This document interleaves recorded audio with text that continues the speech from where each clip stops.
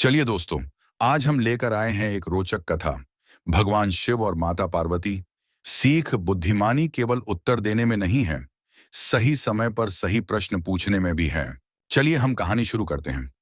प्रजापति दक्ष के यज्ञ कुंड में देवी सती ने योग अग्नि से देह त्याग दी थी। इसके बाद भगवान शिव तप में लीन हो गए थे। काफी समय बाद देवी ने हिमालय राज के यहाँ पार्वती के रूप में अवतार लिया। पार्वती शिवजी को पति रूप में पाना चाहती थी। इसके लिए देवी ने कठोर तप किया। देवी सती के देह त्यागने के बाद भगवान शिव तप में लीन हो गए थे। शिव संसार से पूरी तरह विरक्त हो गए थे। वह न संबंधों में थे, वह न समाज में, केवल अपनी साधना या ध्यान में डूबे हुए थे।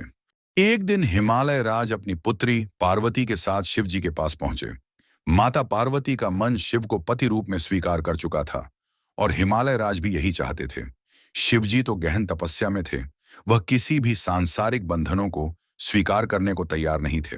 हिमालय राज ने भगवान शिव जी से प्रार्थना की कि हे प्रभु, आप एकांत में तप कर रहे हैं। यहाँ आपकी सेवा करने वाला कोई नहीं है।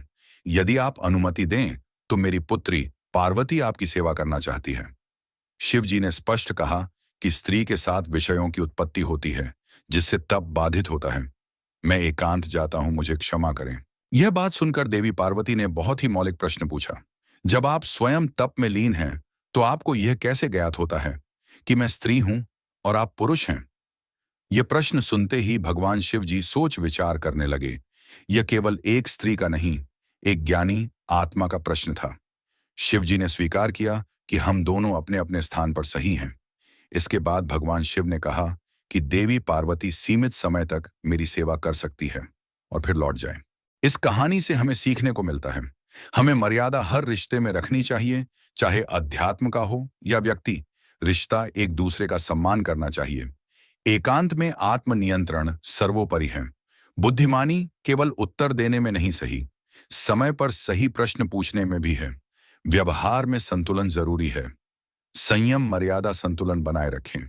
यह 3 स्तंभ है जो हमें आत्म विकास की ओर ले जाते हैं। अगर कहानी अच्छी लगी हो तो चैनल को सब्सक्राइब करें, लाइक करें, शेयर करें और कमेंट करें।